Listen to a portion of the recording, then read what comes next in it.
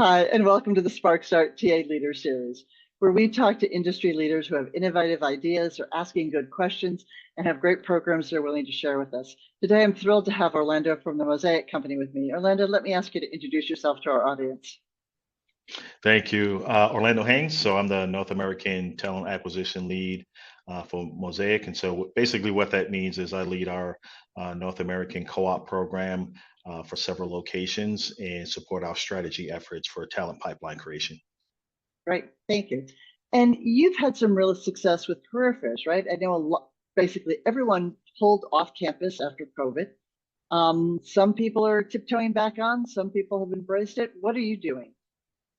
Yeah, so one of the things we started was called the Student Ambassador Program.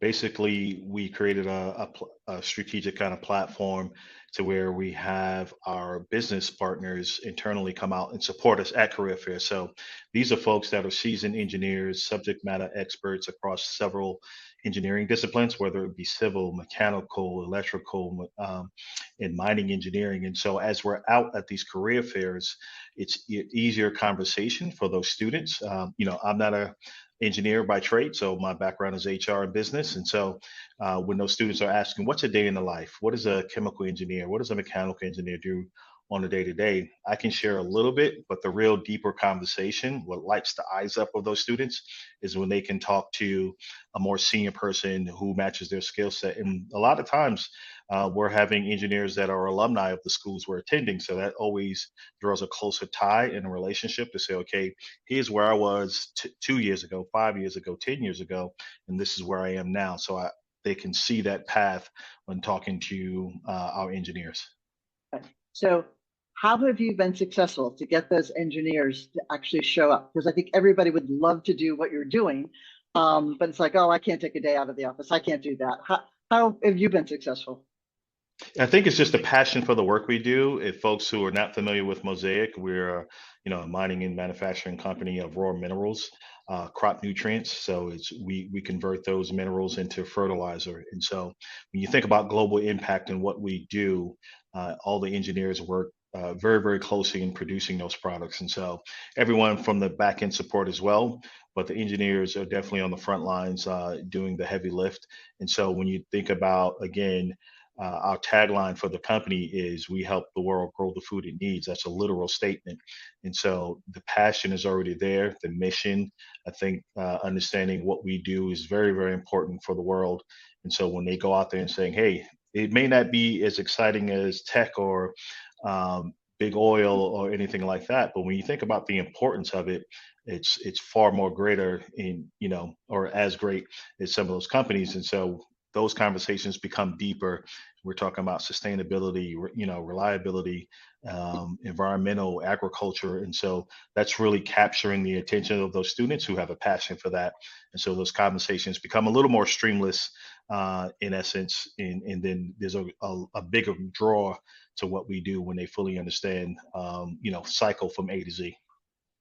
And you can't beat the credibility of somebody who's in the job who can just tell you first person, here's what Mhm. I'm doing, here's the impact I'm having. It's so powerful. We see all the research coming back from students and they want to talk to somebody without all the filters and all the rest of it. So, how many career fairs a year do you do?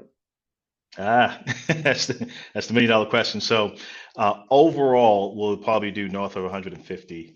Um, Wow. but we break that out in different segments though. So it's high school for our early talent program. I'll talk about STEM and those opportunities in there, and then we'll do community events and then university events. And so it's broken out in those three categories, but collectively, it's about north of 150 per year. And how big a staff do you have to help you organize all of this?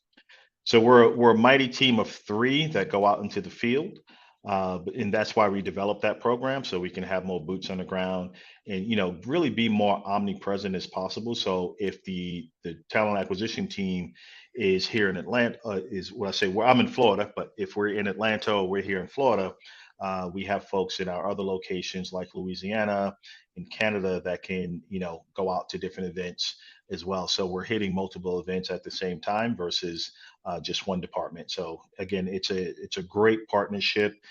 where we have north of 100 plus uh, members of the company go out and support us as we hit these career fairs. And you mentioned a campus ambassador program. Are those students who are campus ambassadors, or are those employees who do an ambassadorship to a particular school?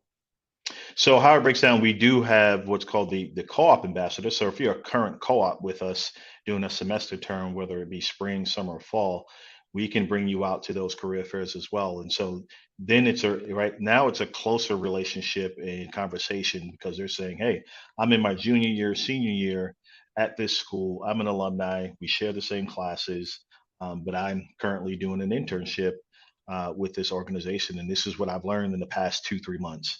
And then we have our seasoned engineers, again, as I spoke earlier, who are alumni and saying, this is what I've done in the past 10 years, 15 years, plus with Mosaic. So here's the journey that you can take, but it's wide open once you come in the doors. And, engineering recruiting isn't quite as competitive as it was, right after COVID, but it's still competitive. And I got to believe that having those face-to-face interactions is helping you a lot when so many people are going completely automated. Are you seeing a difference there? Is this a conscious strategy to not have it completely automated and actually put feet on the street and meet people face to face? Yeah, it's a great question. So we looked at the data and what universities across North America are saying. The students actually been surveyed, and what makes a company stand out more than another one would be the face-to-face interactions and how present they are on campuses.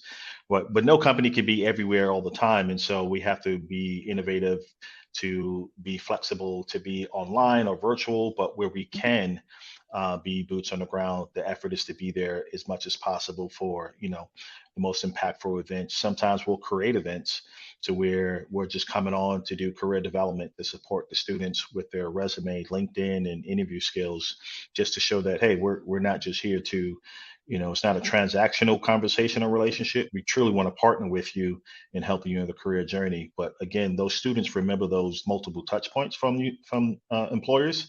That's what makes them stand out and say, hey, if these people care enough to come out when it's not the career fair time where every employer, comes out, let's take a second look at who they are. And so that's a separator when it comes to the relationships on campus.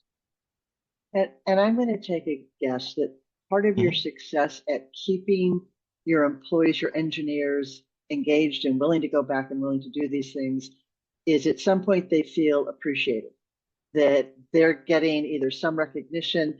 What is it? Why do they stay in the game? Why don't they do it once and figure they've checked the box? Yeah, they helped you out. They went to campus once.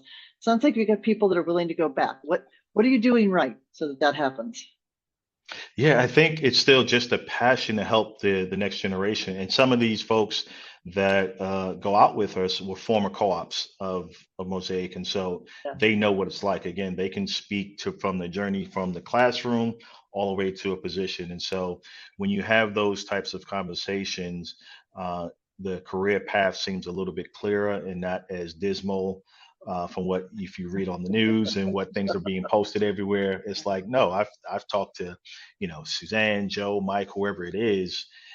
Kathy said this because we've seen her journey, and it wasn't too far off. And so when a career path is made clear to you, and typically they can be talking to someone who may ultimately be their hiring manager or currently hiring for a position, and so they're willing to go out there and boots on the ground and talk to these folks to say, yep, in six, we're hiring, and if you're due to graduate soon and you apply, we'll have a conversation.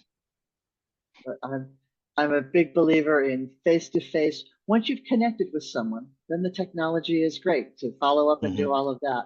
But that personal connection is just so important in recruiting, especially to students, because I think so much of their post-academic career just seems like a great undifferentiated wasteland. They read these text-only job descriptions, and they really can't tell one from the other. They all seem the same, but once they put a human face and a human voice on it, it really does make a difference. So I think you've captured it. Great. Melinda, thank you. I, as you can probably tell, I've got some passion around this. I love these kinds of programs and would love to talk more about it, but I really appreciate you sharing this with people. Can folks reach out to you on LinkedIn and connect if they want to follow you and learn more about what you're doing? Absolutely. You can reach out to me on LinkedIn and I respond to at least 90% of the messages if I'm not traveling. Sounds great. Great. Thanks very much. Goodbye.